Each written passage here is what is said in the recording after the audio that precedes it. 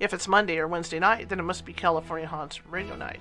Please take this time to gather some popcorn, hamburgers, hot dogs, maybe even dinner or whatever snacks you eat, and have a sit down in front of the TV, the computer, or even your cell phone and enjoy the show. If it's Monday or Wednesday night, then it must be California Haunts Radio Night. Please take this time to gather some popcorn, hamburgers, hot dogs, maybe even dinner or whatever snacks you eat, and have a sit down in front of the TV, the computer, or even your cell phone and enjoy the show. If it's Monday or Wednesday night, then it must be California Haunts Radio Night. Please take this time to gather some popcorn, hamburgers, hot dogs, maybe even dinner or whatever snacks you eat, and have a sit down in front of the TV, the computer, or even your cell phone and enjoy the show. If it's Monday or Wednesday night, then it must be California Haunts Radio Night.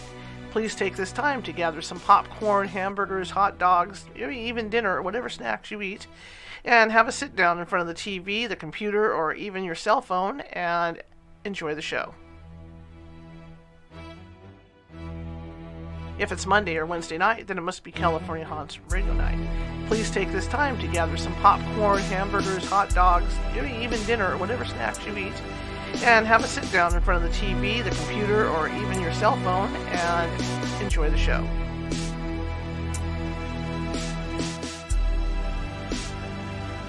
If it's Monday or Wednesday night, then it must be California Haunts Radio Night. Please take this time to gather some popcorn, hamburgers, hot dogs, maybe even dinner or whatever snacks you eat, and have a sit down in front of the TV, the computer, or even your cell phone and enjoy the show. If it's Monday or Wednesday night, then it must be California Haunts Radio Night. Please take this time to gather some popcorn, hamburgers, hot dogs, maybe even dinner or whatever snacks you eat, and have a sit down in front of the TV, the computer, or even your cell phone and enjoy the show. If it's Monday or Wednesday night, then it must be California Haunts Radio Night.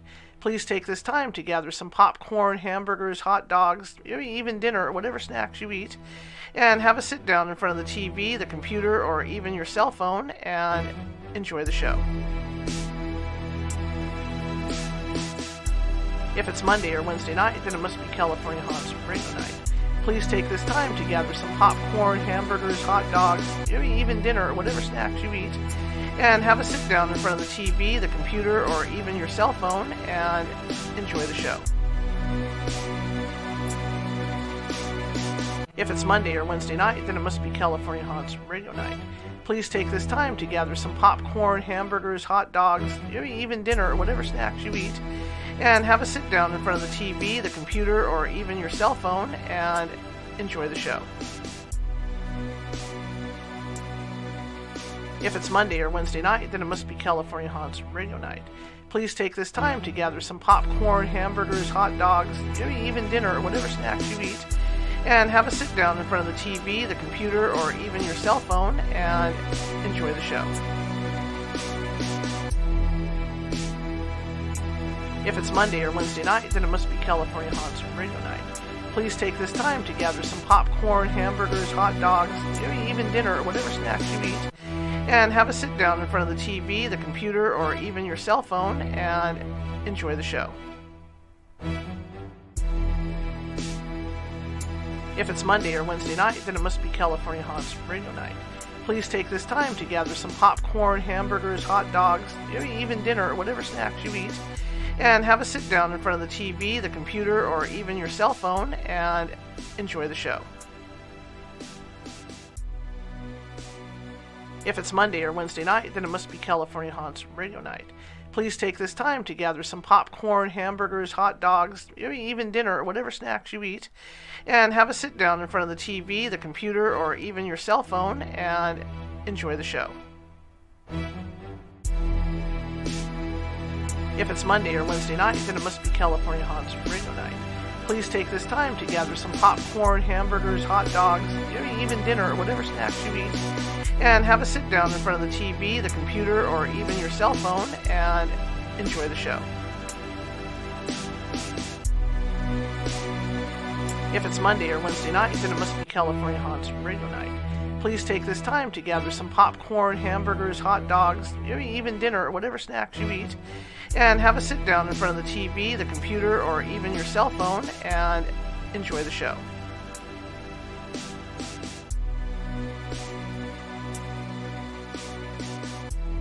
If it's Monday or Wednesday night, then it must be California Haunts Radio Night. Please take this time to gather some popcorn, hamburgers, hot dogs, maybe even dinner or whatever snacks you eat, and have a sit down in front of the TV, the computer, or even your cell phone and enjoy the show.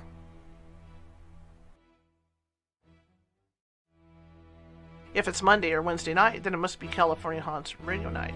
Please take this time to gather some popcorn, hamburgers, hot dogs, maybe even dinner or whatever snacks you eat, and have a sit down in front of the TV, the computer, or even your cell phone and enjoy the show.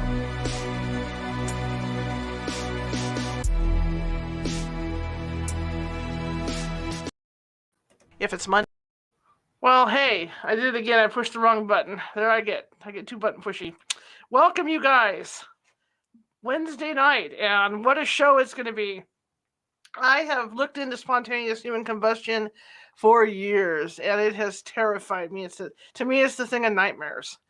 You're sitting there watching TV. So I'm at the age where I get hot flashes. So, you're sitting there watching TV, and all of a sudden you might feel a hot flash. The next thing you know, your best friend's coming in with the police the next day. And all they find is is one of your tennis shoes and part of your leg, and everything else is okay in the house. It's a pile of ashes. So that's terrifying because you don't know when it's going to happen or if it'll happen to you. But there is, I did some research the last couple of days, and there is some scientific research saying, where they're starting to kind of play around with trying to figure out how this stuff's done. Anyway, our guest tonight, Larry E. Arnold, has written a book about spontaneous combustion, and I've been excited to have him on for a couple weeks here. And without further ado, I'm going to bring him in, and we can start the show because I really want to get rolling. Hello, Larry. Hi, Charlotte. Greetings to you and your listeners tonight. Good evening. I am so excited to have you on. Like I said in the intro, this stuff scares me to death. Scares a lot of people, particularly in the fire service industry. Absolutely. I ran into spontaneous combustion, not human combustion, a few years ago on an investigation in the Placerville area. And they had their video cameras running, and he had a stack of towels on this table. And all of a sudden, they burst into flame. And he thought he thought maybe the ghost was doing it or whatever. And luckily, at that time, we had a paramedic working with us on the team, so she was versed with fire and stuff, so she was able to narrow it down to spontaneous combustion. But it's scary stuff, Tell me about you and how you got interested in all this. How I got interested in this, that goes back several decades. We were always above our reading level in elementary school, and we always had a curiosity about things that kind of fit outside the conventional boxes that people tended to think within. Kind of a iconoclastic nature that we had. When we went into junior high school, we found some books about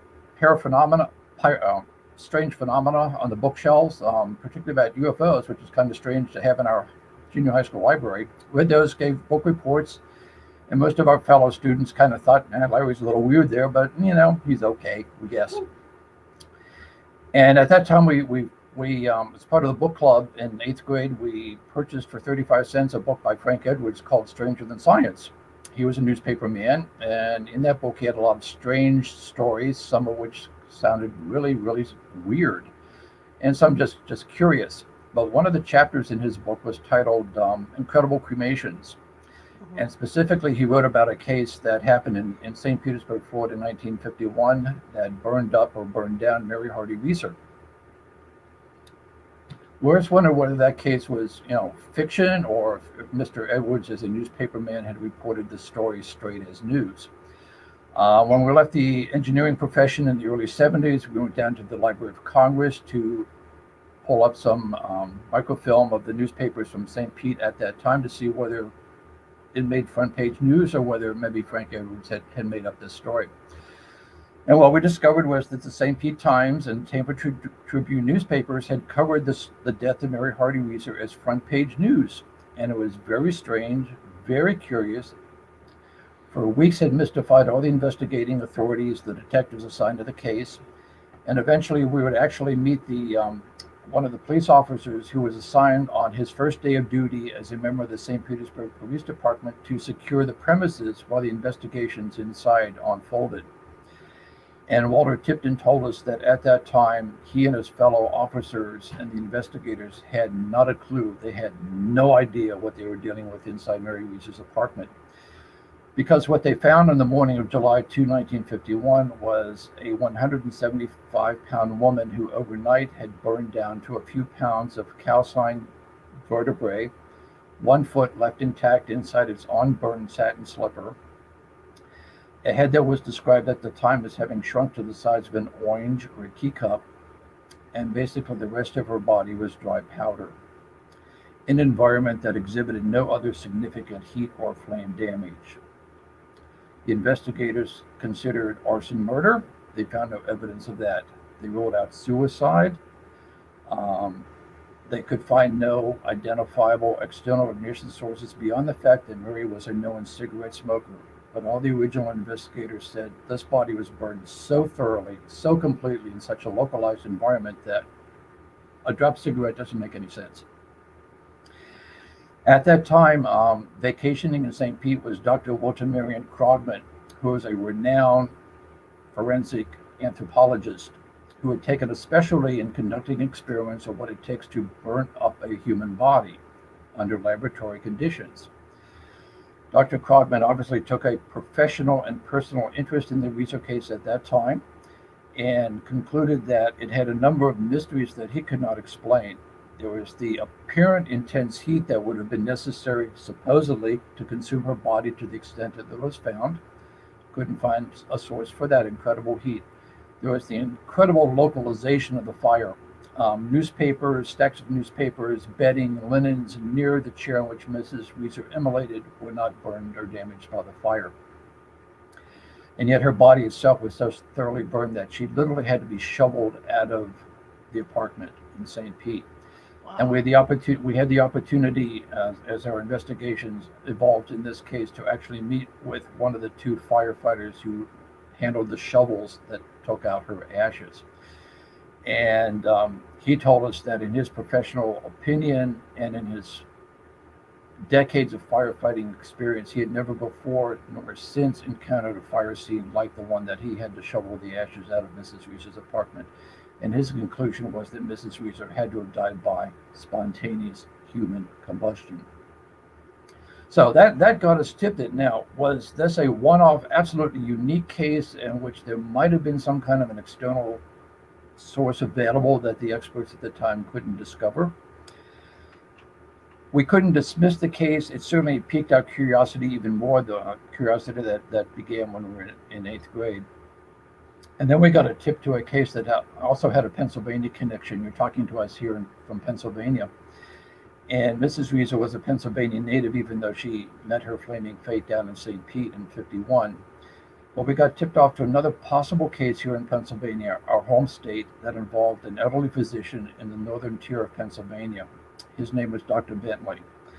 And it was suggested that he might have been a victim of spontaneous human combustion. Very interested, very curious.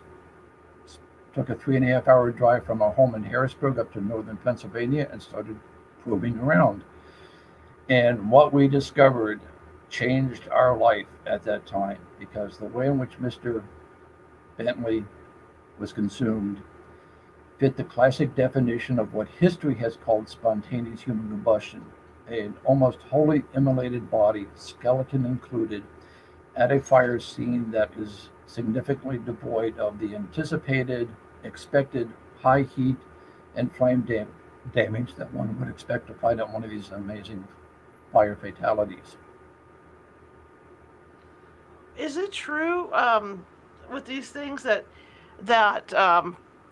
there's hardly any damage around the person or in the walls in the house? Is usually the lower part of the walls where they were burning, there's no damage, and it's usually up above them where the fire damage is. That is correct. The fire behaves normally, in air quotes, up to a point. There's enough heat apparently generated that the carbonization rises to the ceiling and then kind of flows down the walls. But in many cases, that line of demarcation where the carbonization, the sooting stops, is about 3 to 3.5 feet above the floor. This happens in case after case, which is kind of curious because it seems to be independent of the volume um, of the burned chamber, if you will, where the victim actually is consumed. There are other typical things that one finds at a classic SHC fire scene that is atypical of a conventional fire fatality burn site. Um, when the body burns normally, there's a horrible noxious odor at the fire scene. Firefighters have told this to us again and again and again. But on what history has defined as these very localized, intense combustion scenes that history has labeled spontaneous human combustion, that we prefer to call sudden human cremation cases. There's either no aroma present or there's a sweet, redolent smell. In the Bentley case, it was described as actually honey sweet aroma that was in his home. That's just one of the many mysteries of this phenomenon and one of the characteristics that sets it apart from a conventional fatal fire scene. That's interesting. I was reading, there's theories about people like the age groups that the people that end up getting burned, so to say it, that end up getting burned is usually people that are like 50 or older, and a lot of them don't have real active lifestyles. When this was if you pardon the expression, a hotly debated subject back in the Sure. 17 and early 1800s, those who believed that it happened said that all the victims of this phenomenon had to be female, elderly, sedentary, alcoholics, besotted individuals, overweight, and they were either French women or German Fräuleins, depending on which nationality was investigating Right. the subject. Our research has uncovered some 500 cases at this point that fit the definition of SPONCOM, and those criteria we have dismissed. Okay. In terms of gender, 50% of our database are female, 47% are male, and 3% history just doesn't tell us the gender of the victim. The elderly are more prone to experience the phenomenon than are the young, and that's understandable. If this is a biological process, something that happens inside the body as the body ages, clearly it starts to deteriorate. So we would expect to see something as bizarre as spontaneous human combustion happening to the elderly population. The oldest in our victim is a 114-year-old holy man from India, but we do have young people in their 20s and their teens, and the youngest that appears to fit the definition would be a 6-week-old toddler who burned mysteriously in his crib. Hmm. There are people who smoke, there are victims who drink, but there are also teetotalers and people who have sworn off cigarettes for decades or have never smoked in their lives. That is very interesting. Very interesting. So have you personally gone out on some of these cases and seen the actual remains? This is what sets our research apart from the naysayers, the skeptics, and the many, many debunkers that have tried to rip our research to shreds over the decades. We don't sit in an armchair and speculate about what happens at these fire scenes. Whenever it's possible, we have gone out to these sites ourselves, boots on the ground, eyes at the scene. We have been to several of these incredible fire sites before they've been significantly cleaned up by the people who do the mop up afterwards. Wow. We've made every effort possible to talk to the first responders, identify and speak with as many of them as we can, to speak to the local authorities. And when they tell us what they have told us, that we document in our book Ablaze, and we'll be sharing with your listeners tonight some of those interviews, that they are completely befuddled, mystified, and in their decades of firefighting experience, some of whom have actually been arson investigators, that these fires present to them something that they have never been trained to experience, they have never been educated about, and in many cases, they did not know people could burn up in this fashion until it happened to them, when they witnessed it with their own eyes. And then they hear about us, and we contact them and say, yep, It's weird, this is bizarre, it's frightful, and as you said in your beginning, it can be incredibly terrifying. And yet it happens, but they're unprepared to deal with it. That this is something that's outside the normal training of a fire service curriculum. Is there anybody, universities or any place doing research on this? Interesting question. We've been privileged over the last 20 or so years to be a guest lecturer every spring at Harrisburg Area Community College here in Harrisburg. Don Conkle, who is the former fire chief of Harrisburg, knows about our research, gives it high respect, and has us come in and lecture at the college level. We're not aware of any professor who's doing actual constructive research into the subject. There are a lot of academicians who use their expertise to deny and debunk the subject, but we're not of anyone who's doing real constructive research in this country. There is an independent scientist in the UK who is doing some experimentation that we think has some credibility. That's an ongoing process. What is often suggested to explain away these phenomenal fire scenes is the Human Wic Theory. And it's in which case the body is presumed to function like an inverted candle, where the victim's clothing is the wick and the body's adipose tissue is the wax of the candle. And once an external ignition source ignites the clothing, then that provides the wick that fuels the adipose tissue, the fat in the person's body, to slowly, over many, many hours at a low heat combustion, turn itself to powder. When we began our research many decades ago, we thought, is this a credible theory? We don't want to waste our time looking at something that does have a valid scientific explanation. We've done the experiment several times using ham shanks with bones.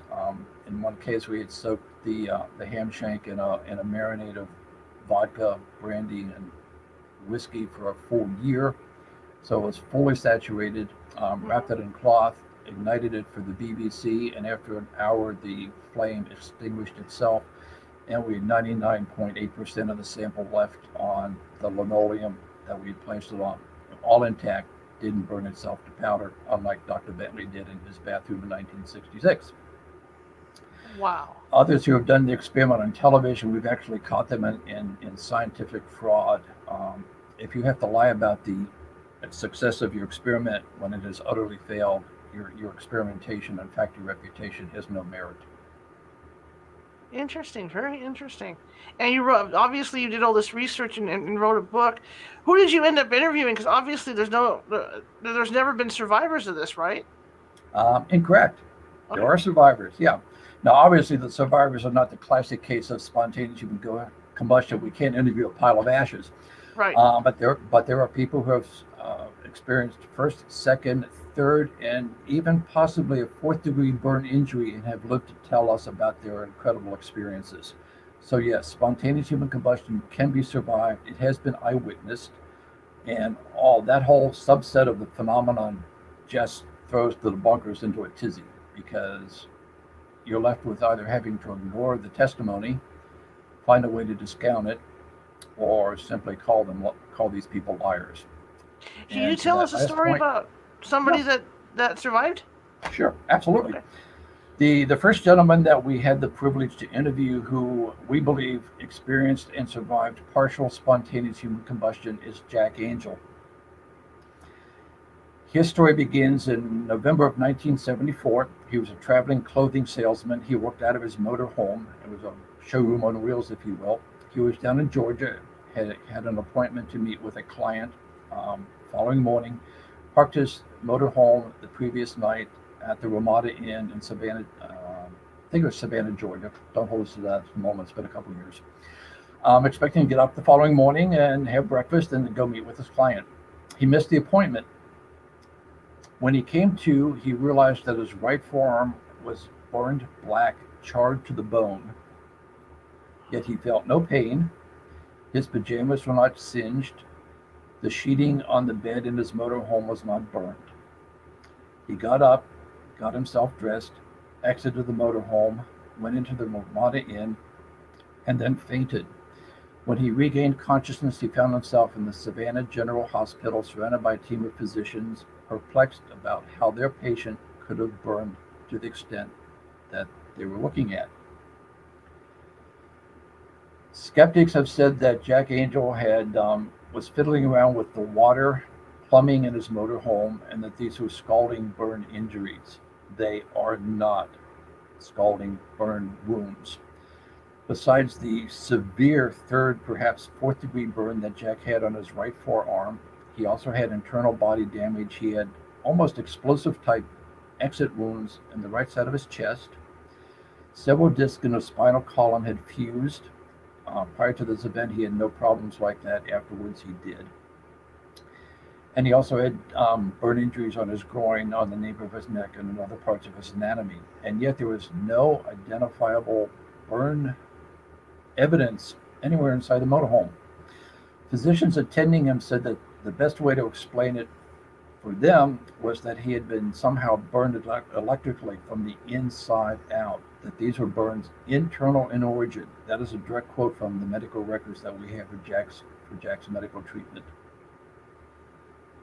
To his dying day, he told us that as we sat down with him, the burn injury to his right forearm was so severe that he elected to have the forearm amputated, as opposed to going through very painful and probably not successful reconstructive surgery.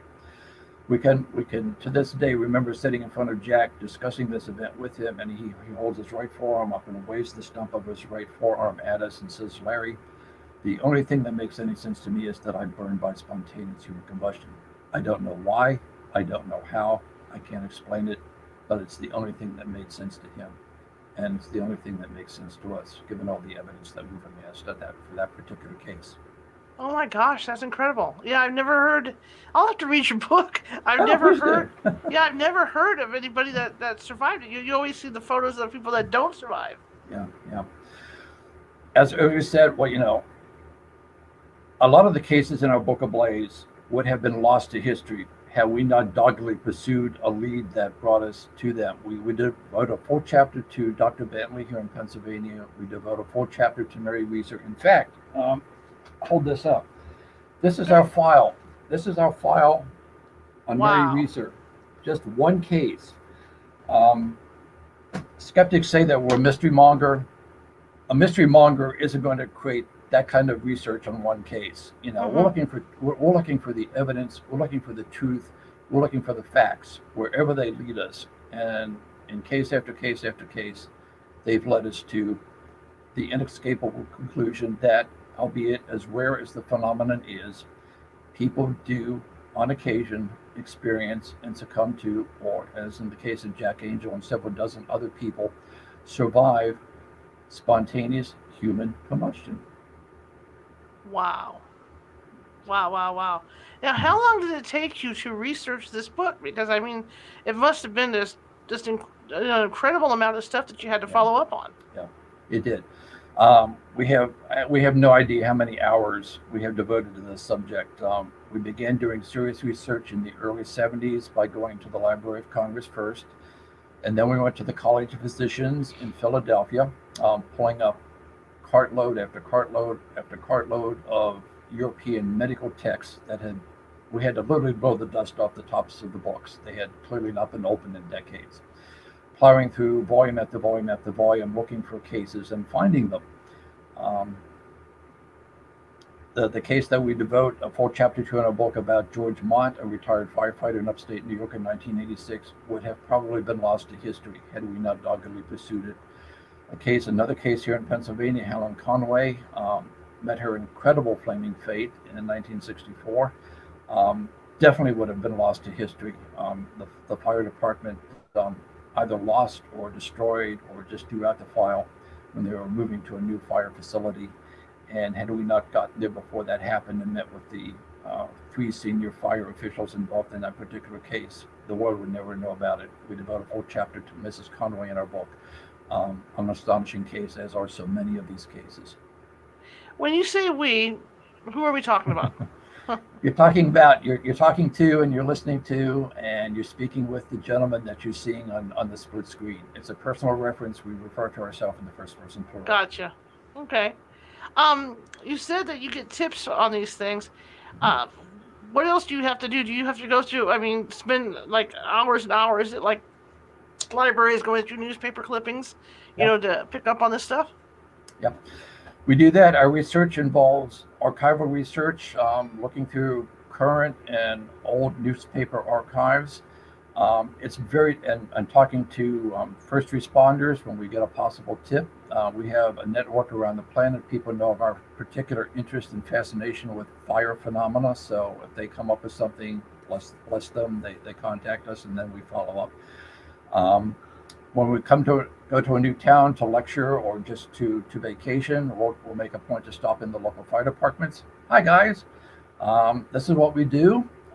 It may sound strange to you, but here's a photograph. If you've never seen a case like this, and you probably haven't, can you explain this fire scene to us? And invariably they say, oh my God, what the hell happened here? I've never seen a fire like this. Tell me something about it. And of course we ask them, have you heard about a case in your jurisdiction, or maybe in your own fire training, have you heard a colleague talk about a case like this? And so we need to know about it because we're going to try to track it down. Coming to try to grips with this phenomenon, both historically, is one of our goals, to document it for science, but also to try to understand how this happens so that it can be prevented in the future. Because there's a lot of science here to understand at some point. So we do archival work, we do firsthand interviews, we have a network of colleagues around the planet that we communicate with about this phenomenon. And sometimes it's just pure serendipity and luck that we find out about a case. And that happened with the Conway case in Philadelphia. We were one of perhaps the first non-firefighting civilian who was granted access to attend an advanced arson course here in Pennsylvania at the Pennsylvania Fire Academy. And at the end of that course, the instructor, Buzz Trebold, said to all of the students, hey, I just got these photographs of this person that some people say died by spontaneous human combustion. It's a woman. She was sitting in a chair, and we turned to one of our fellow students and said, "Oh, that's the Reeser case. That happened in St. Pete in 1951." Yada yada yada. As the photographs were being passed around the room, well, when the photograph ended up in our hand, we're looking at it and said, "Oh my God, this isn't very Reeser. It's a different fire scene." So as we went up immediately at the end of the class to Buzz and said, "Mr. Trebold, who, when, where? We want to find out about this case." And Mr. Trebold says, "Well, I just got the photograph. All I know is that it happened somewhere in southeastern Pennsylvania." There's not enough duct tape to wrap around our head at that moment, because south central Pennsylvania is basically Philadelphia, the most populous part of our state. Millions of people down there. We have no name, no date. How are we going to track down, how are we going to discover who this lady is and when it happened and who we might be able to talk to next about the case? Shortly after that, we had the opportunity to meet with Dr. Krogman, involved in the Reeser case. Dr. Krogman was willing, if you hear something in the background, that's our automatic cat feeder, calling the cat food, nightly food. I've got a dog in here with me too, so, Okay. We wanted to talk to Dr. Krogman about the Reeser case, an update, because this was now back in the mid 70s. Reeser had happened in 51. We wanted to know what he thought 25 years later about the Reeser case. He didn't want to talk to us about it. In fact, he had at this point written off the case as a smoking mishap, which is just utterly bizarre. But anyway, we persisted, we finagled, and we got to sit down with Dr. Krogman to talk about his medical career, which is quite fascinating. He actually worked with Elliot Ness at one time. But we eventually steered the conversation around to Mrs. Reeser, and he proceeded to tell us why she had simply dropped a cigarette on her lap and burned up that way in a slow heat smoldering fire, which is just, you could have seen the lower jaw hit the floor when he told us that, because it just belied everything that he had written 25 years earlier about the case, and when he found it so mysterious and called it macabre beyond belief. But anyway, he turns to us and said, Arnold, I just got this envelope from some guy down outside of Philadelphia, and he handed it to us. We pulled out the photograph, and it was the same photograph we'd seen a couple weeks earlier at the Pennsylvania Fire Academy. There was an address and a name on the envelope. You bet we copied it down, and we started to pursue it. It took us a total of 9 months to track down this case, but we found it. And it was worth every hour that we spent doing so, because the Conway case, aside from fitting the hallmarks of classic spontaneous human combustion, nailed down one of the most perplexing and difficult aspects of this very difficult and challenging topic, and that is the time element. Um, John DeHaan, one of the naysayers of SponCom, who advocates fiercely for the Wick effect, says that all these victims that Larry in history labels as SHC are really low temperature smoldering fires that take 5 to 12 hours to ash in the body. A number of problems with that. The first one is, in the Conway case, we don't have 5 or 7 or 12 hours. Talking to the 3 senior fire officials who responded to that fire call in November of 1964 on a Sunday morning, from the time that Mrs. Conway was known to be alive until the time the fire department got the call and arrived to a fire scene where there was no fire to put out, the time is 6 minutes. Wow. 360 seconds, give or take a few. We have nailed that down with the person who took the fire photographs, Mom Meslin. Wow. There is no way to explain this. Even John DeHaan says, I can't explain that time frame. There has to be something else to it. And his something else is that the 6 minutes has to be wrong. She had to be smoldering all over, overnight. There is no evidence whatsoever to support that contention. That's incredible because during my working career, I was on hand for cremation, and it takes a lot longer than 6 or 7 minutes to cremate a body. Exactly. This is perfect segue. Another problem with the Wick effect. If the Wick effect really does explain away these cases that history has labeled spontaneous human combustion, that we like to call now sudden human cremation, if this can be explained away by an external dropped cigarette, then why do crematorium owners who may spend $100,000 on a retort and purchase 40 or 50 gallons of fuel oil or 1.5 million cubic feet of natural gas to cremate a cadaver inside a retort? If it was so easy to burn up a body, they would simply take a lit cigarette, lay it on the customer, if you will, walk away, have a leisurely lunch, come back in maybe an hour and a half, and find a nice pile of powder that they could scrape off the slab into the urn and give it to the next of kin. There's a reason they don't do that. There is a reason that they spend $100,000 on a retort and filters and licensing and permits and all kinds of stuff, because you can't, under normal, known, conventional conditions, burn a body in a retort to the extent that Dr. Bentley and Helen Conway and the retired firefighter in upstate New York, George Mott, and Mrs. Reeser burned themselves in an environment that is the opposite of what you find inside a crematorium retort. That's incredible. Hey guys, I've got some photos that Larry gave me, and I'm going to warn you ahead of time. They're graphic, but if you got whoever wants to step away from the TV or whatever you're watching this on is more than welcome. But it's I put together a short little presentation, but it's not that long. But this will give you an idea of what Larry's talking about.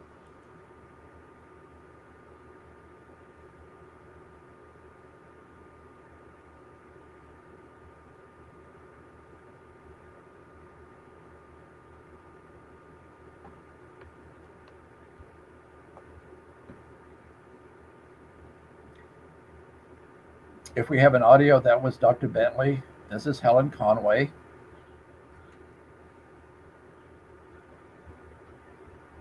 The 6-minute marvel. This is Mrs. Reeser.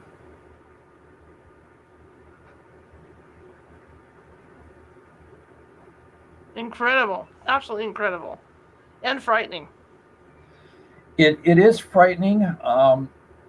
It's frightening particularly to the fire service community, because this is something, as we said earlier, they are not trained to experience. They are not taught that these fires can happen. In fact, we met with and interviewed extensively both a fire chief and a crematorium operator, one and the same. We think he's got a paired profession that is unique in this country, probably in the world. And as a professional firefighter with more than 2 decades of experience and the operator of a crematorium, he had no idea until we showed up at his fire station that individuals like you just showed your audience, Dr. Bentley, then Mrs. Conway, then Mrs. Weiser, could burn to that extent under those conditions. This was all new to him, and he's a professional firefighter. Do you, you've done all this study. Do you see any patterns in what's happening to people? We wish we could answer that affirmatively across the board because it would make understanding whatever is the process behind these amazing conflagrations easier to understand and more simple to explain. Other than that, these fires involve human beings. There's not much commonality to them. As you said earlier, the elderly are more prone to this. Males and females, however, are equally represented in the database. This can happen in almost any human activity. It can happen while you're sleeping, while you're driving, while you're sitting on a chair watching television, perhaps, while you're walking down the street. The only human activity we have not found associated with SponCom is, shall we delicately say, amorous activities. Interesting. We have found a pattern, however, with location, and we devote a full chapter in our book Ablaze to the cartography of combustion.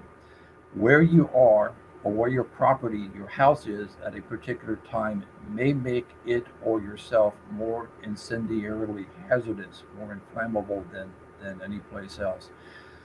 We have more cases per capita in the United Kingdom. It was a good place to test a theory. Is there a pattern to these fires? We plotted all the cases that we had on the map of the UK in 1975, 1976, and looked for patterns. What we discovered is that many of these cases can be connected by straight alignments, 4, 5, 6, in one case that roughly parallels the east coast of the United Kingdom.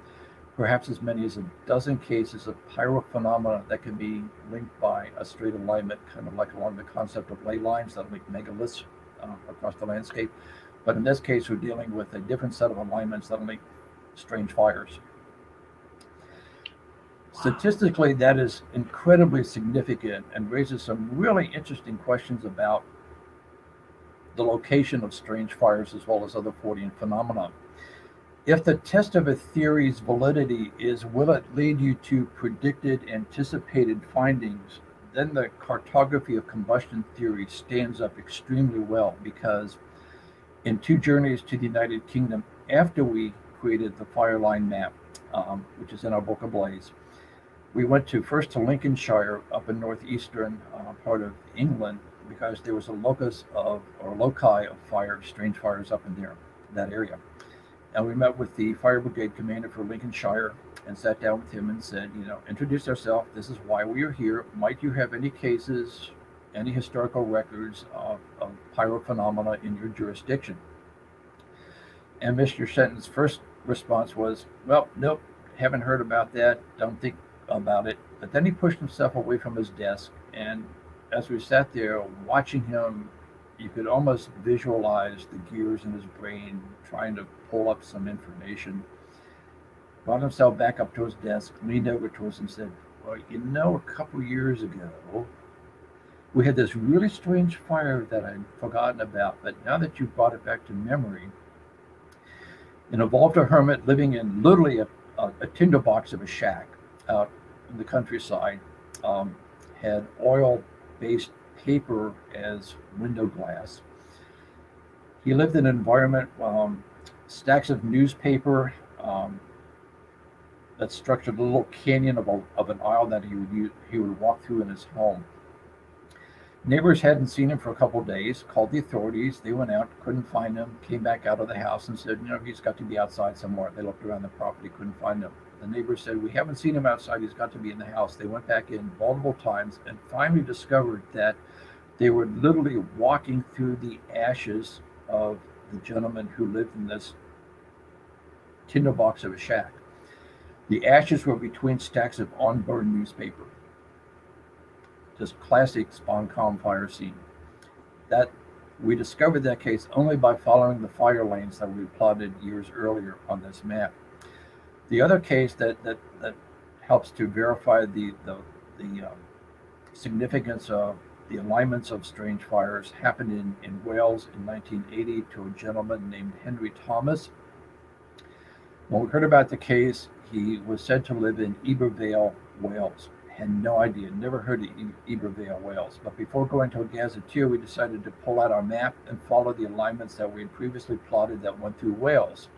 And one of those alignments fell in this little insignificant hamlet called Ibervale. Wow, we were impressed. Actually, I ended up going to that site, stood in the room where Mr. Thomas burned himself to powder. So the pattern for the cartography of combustion as a theory, I think, has a lot of promise to it. I'm trying to explain at least some of these very bizarre fire phenomena. That's fascinating. I'm thinking, I'm just wondering about maybe some kind of electrical impulse too within the body, because my mother had a habit of having a lot of static electricity in her body, where she would touch doorknobs and get a shock, or she'd touch laundry and get a shock. And I wonder if that is kind of like a link to that. Maybe that's what these people have. Yeah. It might well be. Problem is, with the fatal cases, obviously there's nobody to you can't interview the deceased in the case. One of the things that makes our research so difficult and so challenging and at times very frustrating is trying to get enough information from the next of kin about these victims. Were they on particular medications? Did they have a medical history that would suggest some kind of thermogenesis anomaly in their bodies? Were they supermenopausal? Did they have some kind of aberrant electrical phenomena? Because most of these fires suggest to us that these are not oxidizing combustions. These are bioelectrical phenomena, at least, or some other kind of quasi-electrical energy. So the point that you raise has a lot of merit to it. Mm-hmm. Unfortunately, it's been very, very difficult to get this kind of background of the victims from the next of kin. The most recent case we stick our research on happened in 2013 in Oklahoma. We went there, spent several days with the local fire authorities. Brilliant people, very savvy, very knowledgeable, and completely bumfuddled by this particular fire in their midst.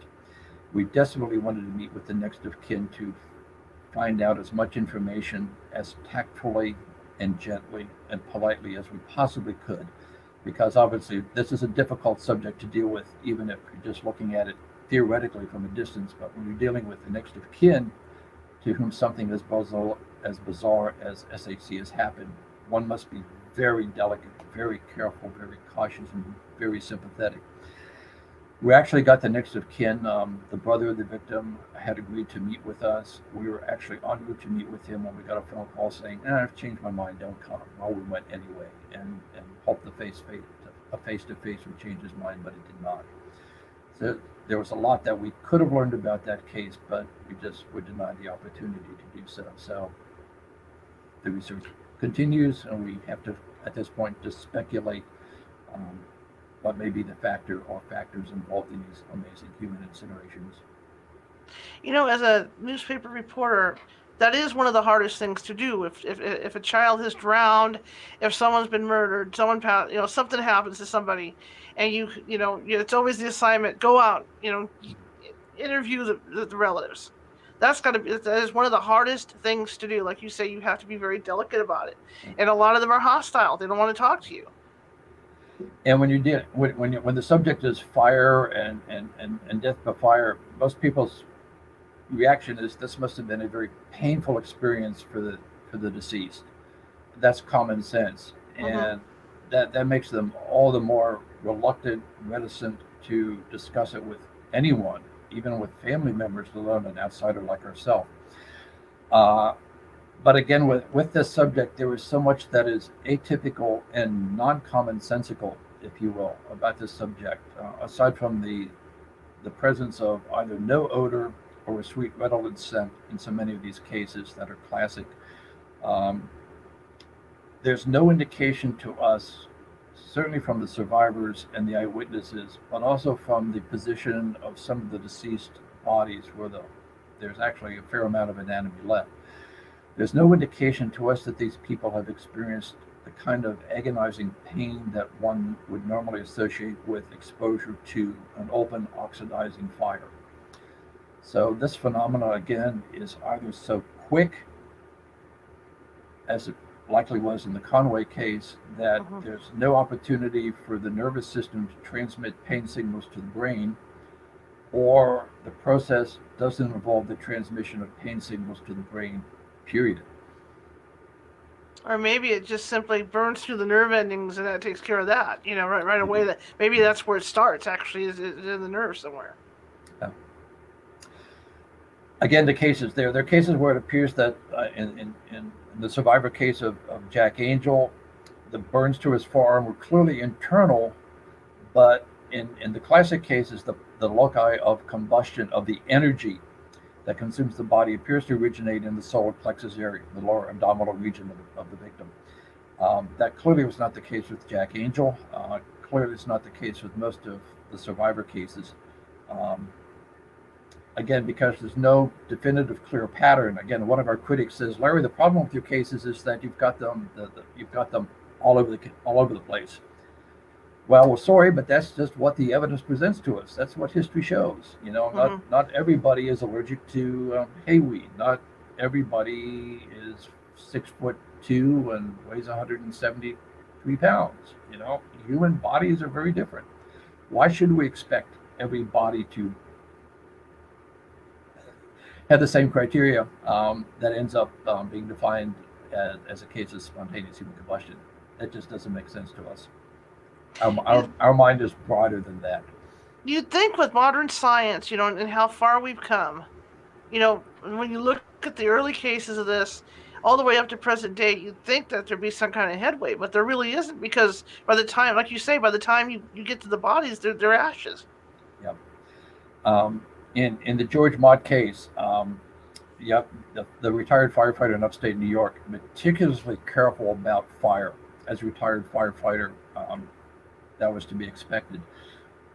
Non-smoker for at least a decade, and yet managed in late March of 1986 to burn himself down, not up, but down, through his mattress, through the bed springs, through the wood planking underneath the bed, and into the crawl space below the bed.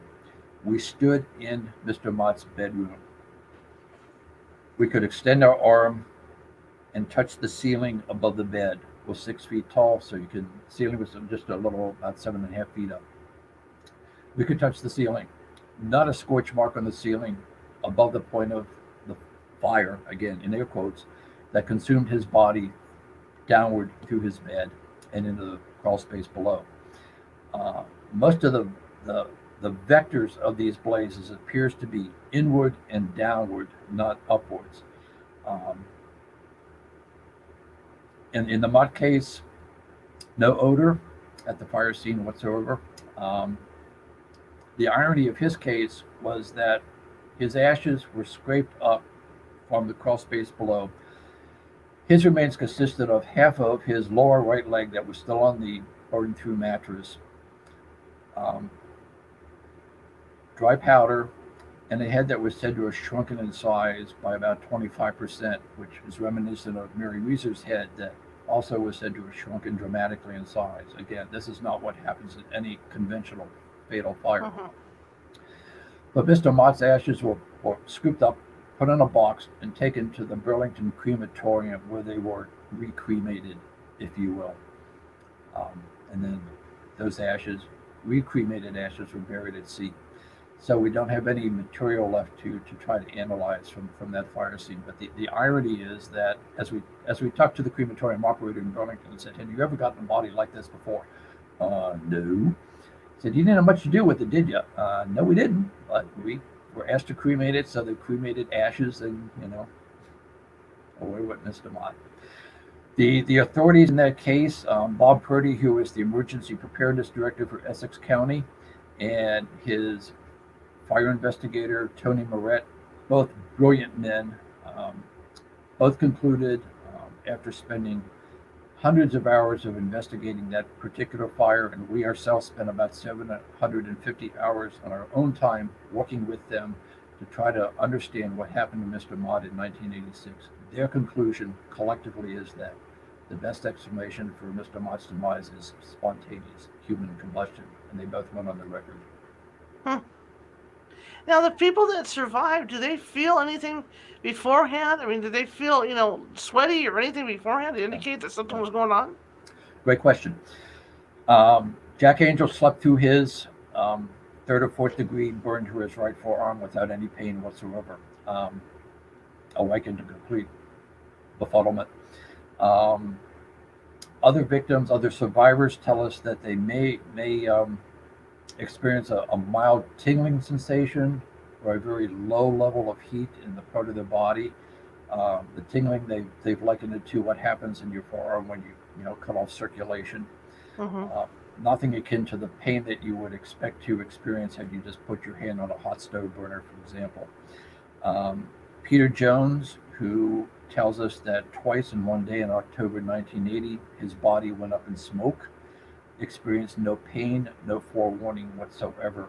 The first time it happened to him, his wife Barbara was in bed beside Mr. Jones when both of them witnessed his body becoming engulfed in a whitish cloud of smoke that seemed to originate from his groin and lower abdominal area. That fits the definition of spontaneous human combustion, which for us is the blistering, smoking, or burning of a human body in the absence of a known, identifiable, nearby external burn agent. Wow. That's just I just can't wrap my head around it. I just can't, It is hard. It is hard, and that's another problem that we have with our research, because when we talk to the professionals, people have spent decades in the fire service, and many of them think they know everything there is to know about fire. And for those that do, that's going to get you in some trouble someday. But when we try to present the evidence to them, you guys are the professionals. This is what we found. This is what we've been told. Can you help us? Maybe you know something that we haven't come across that will help everyone understand how best to explain these fires, these remarkable fire scenes. Unfortunately, again and again and again, we get the response is, that's too frightening to think about. I not only don't know anything about this, but I don't want to know anything about it. When we went down to the National Fire Academy in Emmitsburg, Maryland, just prior to publication of a book to wrap up any loose ends that we might have, we met with the 3 senior on-duty fire instructors that day. One of them said, I've heard about this, but I really don't want to know anything, and he walked away. The second gentleman we encountered in the hallway, we tried to hand him the photograph of Dr. Bentley, and he looked at it and said, don't want to know anything about that. And he literally ran away from us down the hallway. Astonishing. As that was happening, a gentleman who turned out to be the 3rd senior instructor that day walked by us. He stopped, paused around, looked at the photograph and said, I've heard about this. I don't know about it. Come into my office and tell me everything you know. Well, we didn't have enough time to tell him everything we know, but we had a really good discussion with Mr. Kuntz about these fires that he didn't know about, but he was interested in learning more. That's the kind of attitude that we need in our research to encounter to help everyone make sense of all the cases that we've documented and brought to the public's awareness in our book Ablaze. Because until mainstream science works with us to try to understand the processes that are involved to explain these remarkable fire scenes, these things are going to continue to happen.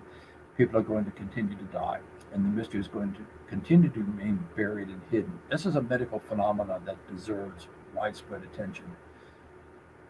What do, if you've talked with any coroners, what do the coroners think? Because, I mean, they're the ones that get stuck with the last, I hate to say it, the last leg, guys, but I mean, yeah. The death certificates which coroners and medical examiners sign off on is a fascinating subset of our research. Invariably, they will write off in the death certificate that these deaths are asphyxiation, attendant with somewhat severe burn injuries. We're almost quoting verbatim Dr. Bentley's death certificate.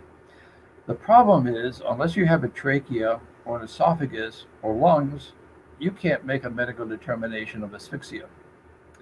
And in the Bentley case, the Reeser case, the Mott case, there were no internal organs left. There was no trachea left to autopsy. You cannot prove it. You cannot make a determination of asphyxiation without those body components to analyze. Um, as Jack Stacey told us, he was a fire brigade commander in London who actually witnessed a fatal SHC case in situ along with his fire crew. Um, that victim was Robert Bailey. We devote several pages to him in our book Ablaze. Jack Stacey witnessed a jetting flame with force, his words, with force emanating from the abdomen of Robert Bailey, blue in color, which is the color of the fire that witnesses most often report in cases that fit the definition historically of spontaneous human combustion. In that case, again, the medical examiner in the UK wrote off the death as asphyxiation, but as Jack Stacey said, I'd rather call it unknown as to cause of death. And we have no quibbles with that at all. That's an honest determination, rather than write these cases off as asphyxiation, because Go ahead. It makes our research all the more difficult because these cases are difficult to identify in the first place. When they're written off, in fact, we have the headline from the newspaper that describes Dr. Bentley's death in 1966. Here's the opening sentence from the newspaper that provided, this is the leading story in the edition of the Potter Enterprise for that week. The charred body of Dr. J. Irving Bentley, 92, was discovered in a smoldering fire Monday morning in the bathroom of his Main Street home in Countersport. Well, it wasn't a charred body. It was a powdered to ash body. It wasn't smoldering. When the first responder discovered the fire, it wasn't smoldering. There were some cherry embers around the hole through which the body had immolated, but it was not a smoldering fire. So looking at that, and we got the death certificate for Dr. Bentley that says he died by asphyxiation, with 90% burning to the body, you think, okay, this is a structure fire, probably a smoking mishap. Lots of people die every year in America by smoking mishap incidents, unfortunately. But once we talked to the first responders, and once we got the photograph of Dr. Bentley, this is no conventional fire scene whatsoever. This is bizarre. This is as freakish as a fire can get.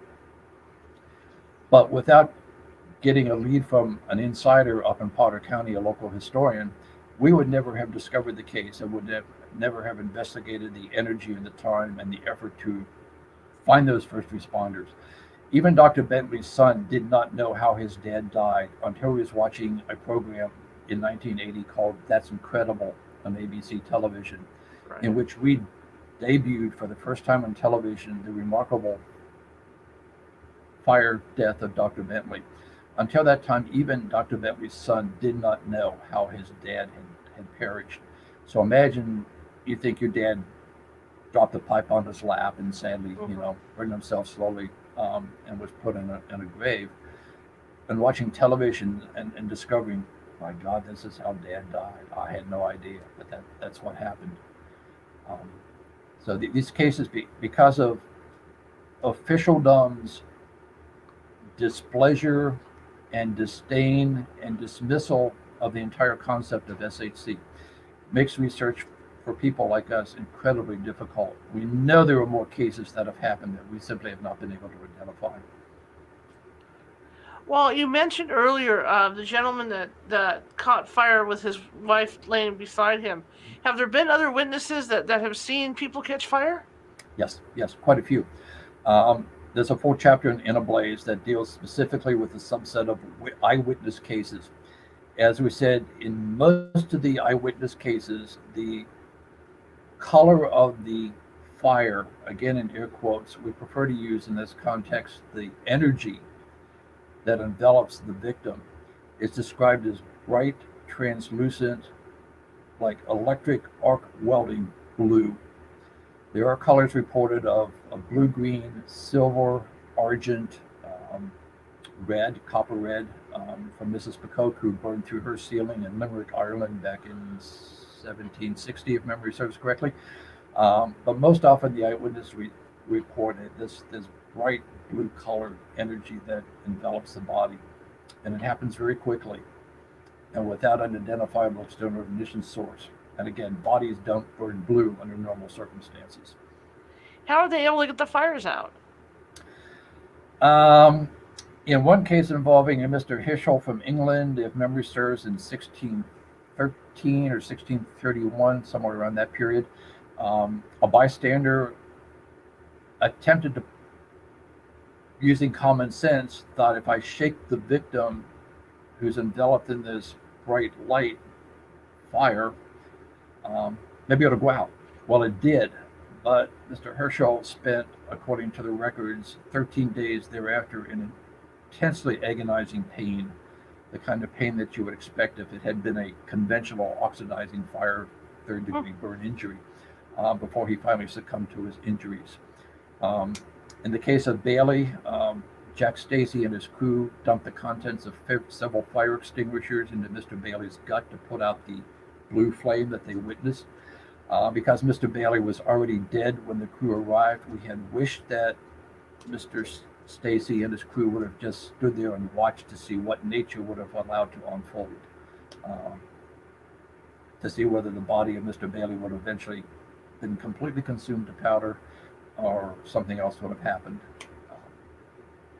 So, I mean, what I'm getting at is that if you're sitting across from somebody that catches fire like that, I guess water's not going to do the trick.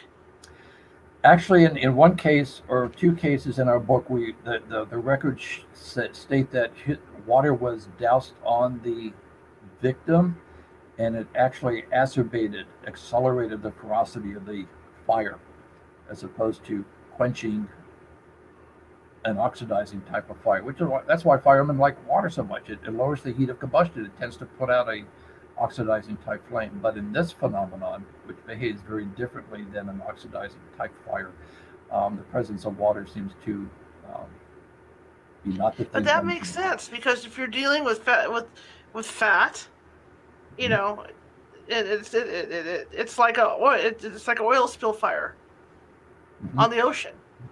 Right. It's just going to mix it up and just thin it out, and it goes even further. That's crazy. It's crazy. Yep, the whole subject crazy. I give you a lot of credit. Also incredibly fat. We've looked at forensic toxicology reference books, and the photographs in many of those texts can be incredibly gruesome. But we'd rather look at the photographs of Dr. Bentley or Mrs. Reeser than look at the photographs of a normal burn victim. Because in a normal burn victim, you can see that this was a fire that had to be incredibly painful unless the person previously expired. But as we said, in cases that fit the definition of the construct of SHC, there appears to be no pain involved. So the concept is horrific, and as you say, terrifying and frightful. And yet, if there's a way to go that doesn't involve pain and that is quick, SHC might be the way to choose. Interesting. My gosh, this hour has just blown. It's just been so fascinating to talk to you. I mean, like everybody else, I grew up in the era when there wasn't a lot of TV about this stuff. It was the In Search Of, it was the Unsolved Mystery People, that you saw. And like you say, there wasn't a lot of this on, and then in books that I came across growing up, you might get maybe half a chapter or something with a photo, about this information. And it's just great that you're bringing this out. It's great that you're doing that you've done all this research on it. At some point they're going to come up with an answer. Thank you. You honor us with that comment. It's been our goal. As we said, we have an iconoclastic background.